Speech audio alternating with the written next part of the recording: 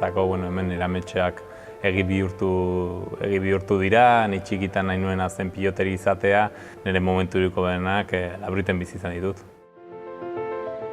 Yo siento nervios de juvenil. Cada vez que vengo, pues bueno, viene familia, viene gente que de normal quizás no puede desplazarse a Galarreta y siempre es algo especial, quieres hacerlo bien, te vienen muchísimos recuerdos y bueno, es una responsabilidad pero es muy bonito a la vez.